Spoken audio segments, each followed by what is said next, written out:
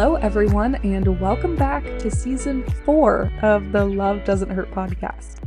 I can't believe we are already starting our 4th season. It feels like just yesterday I recorded my first episode.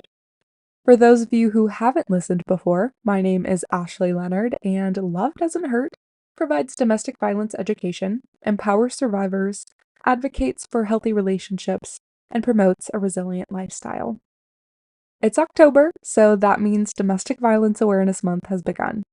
As a childhood survivor of domestic violence, I am determined to increase awareness and end the cycle of violence once and for all. So, on today's episode, we'll go over all things domestic violence: what it is, what it can look like, how often it happens, and how you and others can give or get help. Before we dive in, I would really appreciate it if you would subscribe or follow on whatever streaming platform you're using. The Love Doesn't Hurt podcast is available on Spotify, Apple Podcasts, and YouTube, so we can reach you wherever you prefer to listen. Thank you so much for tuning in to the Love Doesn't Hurt podcast. I really appreciate your support. Now, let's get started.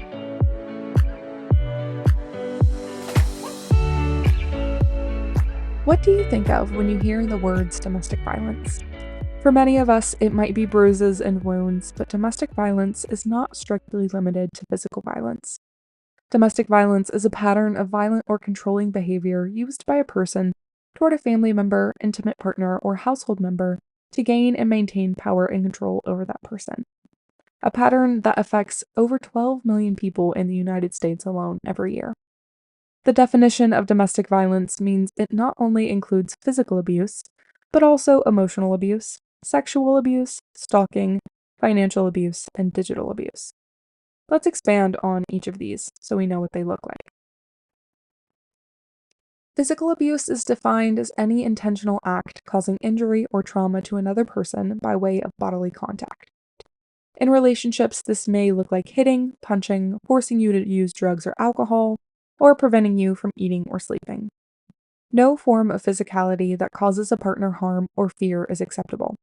And leaving a domestically violent relationship is often scary because the first 2 weeks after leaving is the time frame with the highest likelihood for lethality. This is why having a safety plan and being connected to your local domestic violence agency is so important.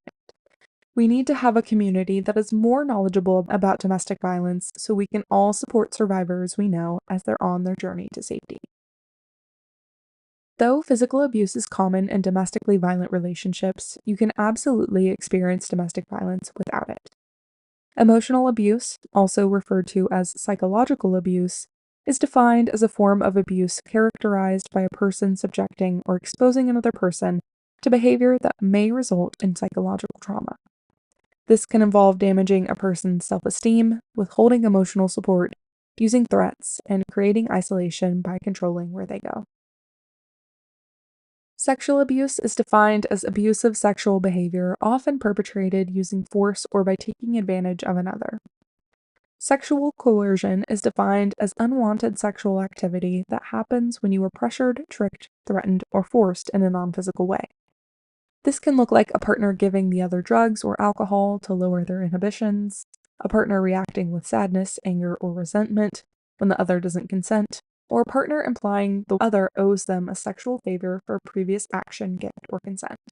Reproductive coercion is also included under the sexual abuse umbrella and is defined as a collection of behaviors that interfere with decision-making related to reproductive health. Stalking is another form of abuse and is defined as engaging in a course of conduct directed at a specific person that would cause a reasonable person to fear for their safety or the safety of others, or suffer substantial emotional distress. Essentially, if someone is repeatedly watching, following, or harassing you to the point where you feel afraid or unsafe, that would be considered stalking.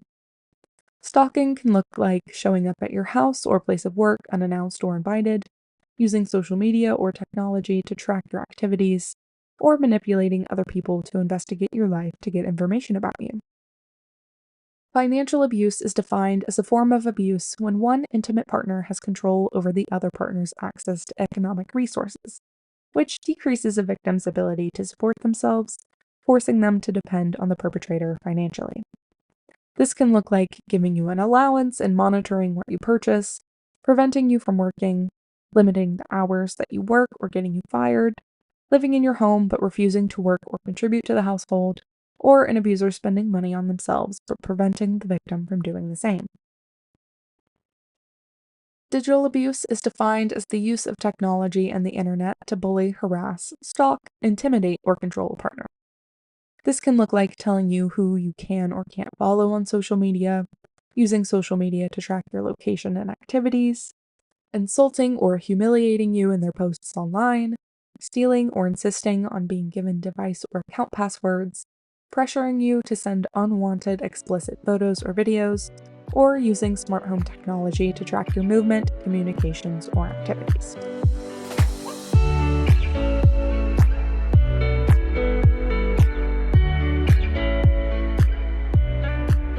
Getting involved with Domestic Violence Awareness Month is super easy, and you can even do it right now.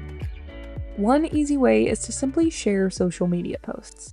If you follow the National Domestic Violence Hotline at NDVH Official, your local domestic violence agency, or the Love Doesn't Hurt podcast at Love Doesn't Hurt Pod, and share posts to your story, that is a super easy way to spread the word this Domestic Violence Awareness Month. Another great way to get involved is to get connected with your local domestic violence agency. They are always looking for volunteers and donations to keep their organizations running and to help as many survivors as possible. If your time allows, you could become a community educator, crisis hotline worker, hospital accompaniment person, court advocate, financial advisor, or another type of volunteer. Agencies have a variety of roles, so you can help survivors in a way that plays to your strengths. If you don't feel comfortable volunteering or you don't have the time, see what donations your local domestic violence agency needs. They could need anything from toothpaste to dish soap to a strictly monetary donation to file a protective order. There are truly so many ways to get involved.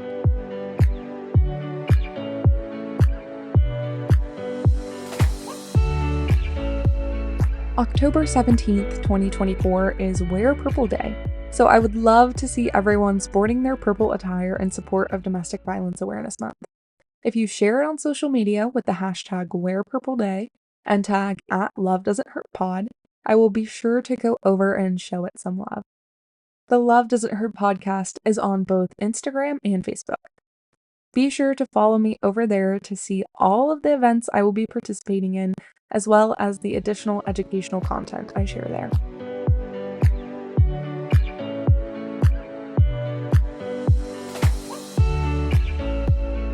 Thank you all so much for tuning into the first episode of Season 4 of the Love Doesn't Hurt podcast. I'm super excited to continue providing others with domestic violence education as I work to end the cycle of violence once and for all. It is my goal with the Love Doesn't Hurt podcast to create a community of survivors and a greater community that is more knowledgeable about domestic violence, so we can not only help those who have experienced it survive, but thrive. Love Doesn't Hurt aims to be another resource people can use to understand their experiences, get help, and know they're not alone.